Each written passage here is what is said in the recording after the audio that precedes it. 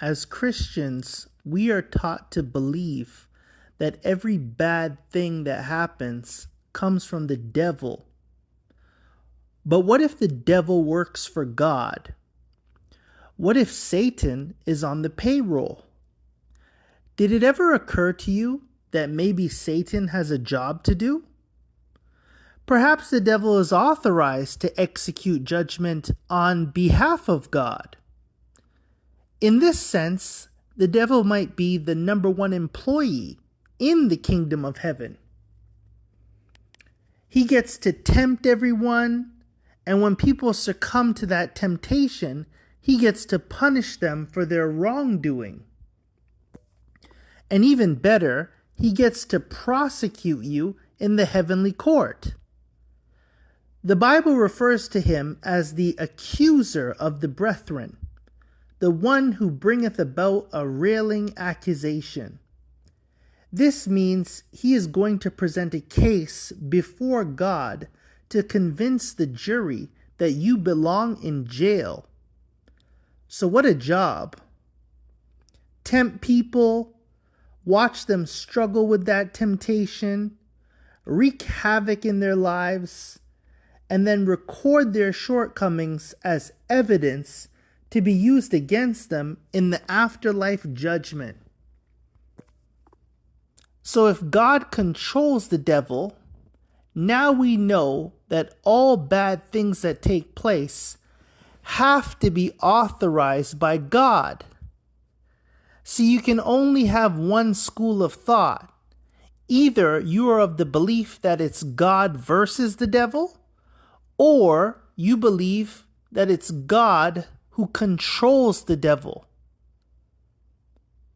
If you believe it's God versus Satan, then you've esteemed Satan as an equal force and a formidable opponent to God, thus diminishing God's status from being all-powerful.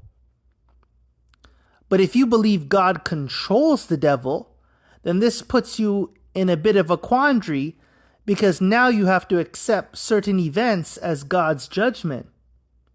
This means whatever happens is authorized by God as a form of judgment to be executed for the wrongdoings of humanity. In this sense, the onus and responsibility is on humanity as a collective for the occurrence of negative events, because this is our recompense for sinful behavior. So the problem with the church is that it miseducates its members by causing them to think that all bad things come from the devil and that God has to protect you from this tyrant. So you run to the church seeking that protection. So it keeps you dependent upon them. There's a dependency factor because you're looking for them to protect you from the devil, not realizing that God is behind it all. He's the one orchestrating all of this because he's all powerful. How could he be all powerful if there's another opposite opposing force that's just as equally powerful? This is an illogical proposition. It doesn't make sense, but this is what we've been sold. So when you explore certain themes in the Bible that run consistent, whether it's famine, pestilence, or the sword, these are all what's considered biblical judgments that God caused as a form of punishment for disobedience. So now the issue is that the church teaches you that these things come from the devil. They come from Satan.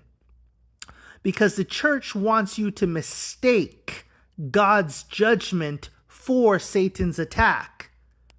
And this is where people are heavily confused, because they confuse the judgment of God for the attack of Satan. So today we live in modern times, but the application of God's justice is administered the same way. For the Lord Yahweh worketh justice continually day by day, and in this he delights. Let's not forget Scripture. How could God work justice continuously day by day, but then we say that the world is unjust and not fair. This directly contravenes the scripture. A true believer lives in a just world that's fair because God is in control. So the famine that we see today has to be the inflation, unemployment, or any form of resource scarcity. And as for pestilence, well, this is diseases and viruses. And the sword is war.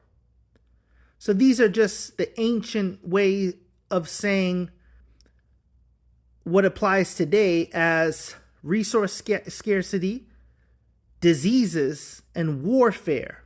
Famine, pestilence, and the sword. These are the biblical judgments. According to the Bible, these are the biblical judgments for sin. And let's not forget environmental disaster. For God promised that the earth would vomit us up for our transgressions.